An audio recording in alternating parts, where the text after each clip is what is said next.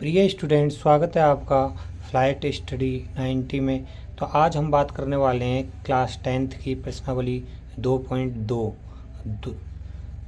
तो पहले क्वेश्चन की अपन बात करते हैं। इसमें देखो, निम्न द्विघात बहुपद के शून्य ज्ञात कीजिए और उनके शून्यक व गुणांकों के बीच संबंध की सत्यता की जांच कीजिए। तो यहाँ पर अपन पहले क्वेश्चन को लेते हैं। इस पहले क्वेश्चन में इसमें हम अगर बात करते हैं x² - 2x - 8 की, ठीक है। तो पहले क्वेश्चन को अपन पहले क्वेश्चन के पहले को लेकर यहाँ पर चलते हैं आगे। तो देखिए ध्यान से पहला जो क्वेश्चन है ना अपना, वो है x² - 2x - 8।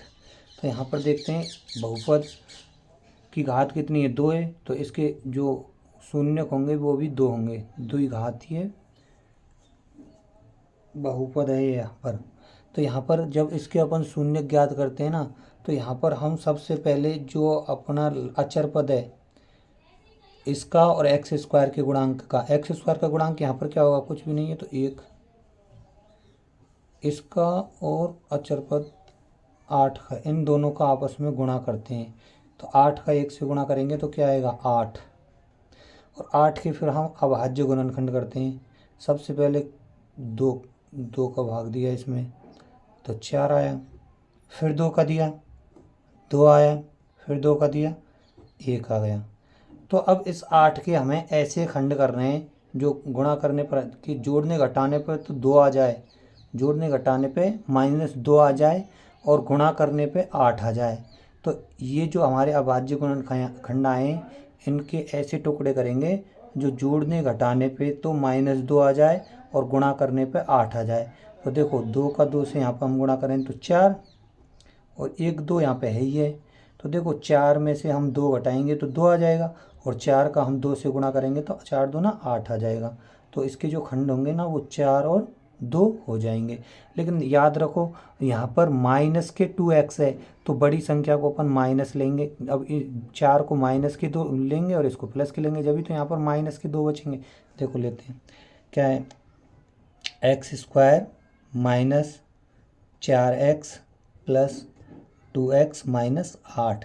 यहाँ पे देखो 4x है और ये कितना है, 2x है।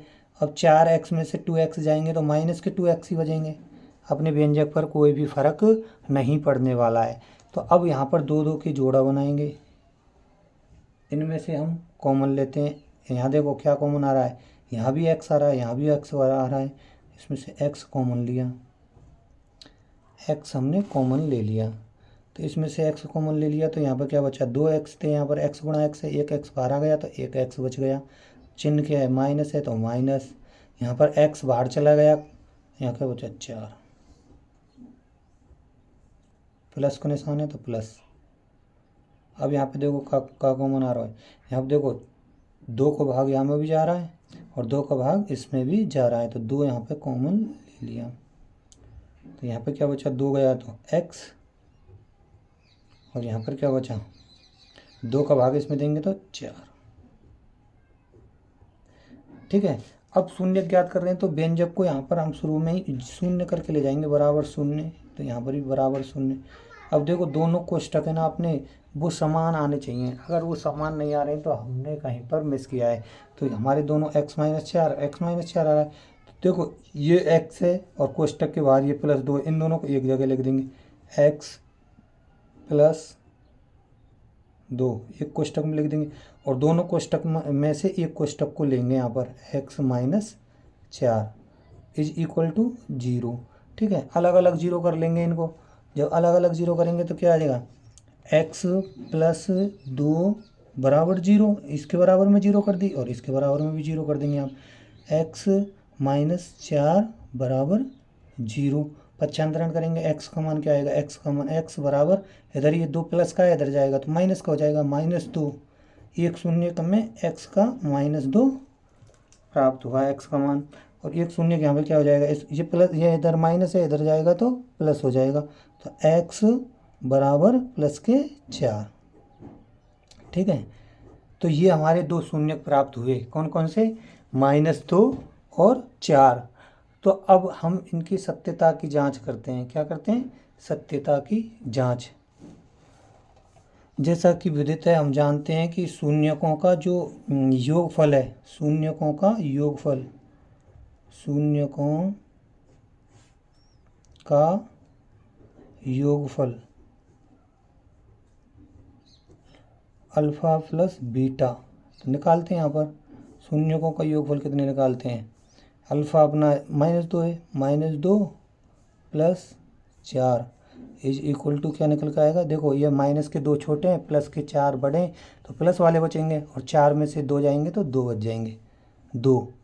ठीक है, तो यहाँ पर हम देखते हैं 2 के नीचे कुछ भी नहीं है, तो इसके नीचे अपन 1 रख लेते हैं। ठीक है, अब देखो हमें पता है कि ये क्या होता है, ये होता है माइनस के शून्यकों का योगफल अल्फा प्लस बीटा बराबर, सूत्र मैंने पहले लिखाया था -b/a। ये होता है -b/a। ये अपना व्यंजक है कोई भी, मान लो ax² plus bx plus c, इसमें से जो x का गुणांक है ना, x माइनस x का गुणांक बट्टे x² का गुणांक, ये होता है। लेकिन हमारे जो क्वेश्चन है उसमें क्या है, क्वेश्चन हमें पता है, क्वेश्चन में क्या है, देखो क्वेश्चन है हमारा x² माइनस x माइनस 4। तो यहाँ पर देखो माइनस भी है, तो यहाँ पर देखो इसका गुणांक है ना -b, 2x है यहाँ पर, याद रखो -b। तो देखो यहाँ पर पहले भी माइनस का आ रहा है निशान चिन्ह, और ये देखो ये 2x भी यहाँ पर माइनस का है। जब हम यहाँ पर माइनस का रखेंगे ना 2, तो ये माइनस और ये माइनस दोनों आपस में गुणा होकर प्लस के हो जाएंगे। तो इसका x का गुणांक कितना है, 2, और माइनस की 2 है, माइनस का 2 यहाँ पर रखेंगे ना, एक सूत्र में माइनस थे तो प्लस के 2 हो जाएंगे, तो ये 2 आ गया। ऐसे यहाँ पर देखो और बट्टे में क्या है a, तो x² का गुणांक कितना है, 1 है, तो x² का गुणांक 1 है। तो ये हो गई अपने गुणांकों के बीच संबंध की सत्यता की जांच, अर्थात ये अपने योगफल की सत्यता की जांच यहाँ पर हो गई। ठीक है, तो इनका योगफल किया और वो -b/a के बराबर आ गया है। अब बात करते हैं हम शून्यकों के गुणनफल की। ठीक है, शून्यकों का गुणनफल, तो देखो शून्यकों का गुणनफल, शून्यकों का गुणनफल अर्थात अल्फा इंटू बीटा।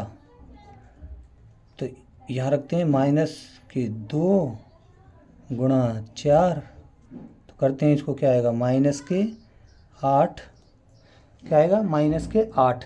लेकिन हम जानते हैं ये क्या होता है, ये होता है c/a। क्या होता है दोस्तों, c/a।